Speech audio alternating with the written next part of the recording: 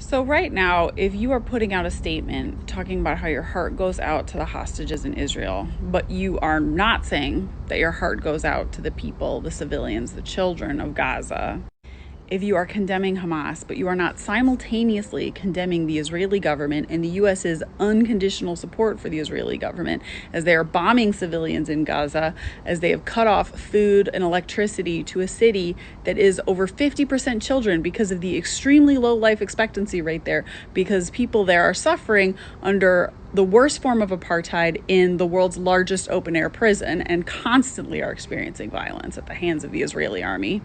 If you didn't give a shit what was happening in Palestine up until 2 days ago, that is because you see Israelis as people and you do not see Palestinians as people.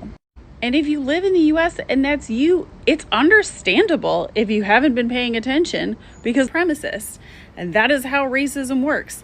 Israelis get to be white, Palestinians are non-white, and they are therefore not people. You see this difference in humanization when you look at the very rhetoric that media uses to describe the difference between Israelis being killed and Palestinians dying, in the obfuscation of Israeli military aggression and settler aggression by calling such things clashes.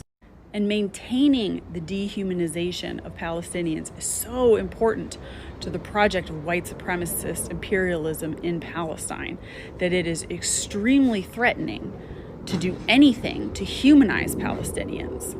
Which is why my suggestion yesterday, which I always make whenever there's violence in occupied Palestine, that people read a book, any book by a Palestinian author. That is so threatening to people. People take that as the suggestion that you read a book by a Palestinian. Because if you read a book by a Palestinian, it is going to humanize Palestinians for you, and it will change the way you see this conflict forever. A few years ago on YouTube, I created the Read for Palestine challenge.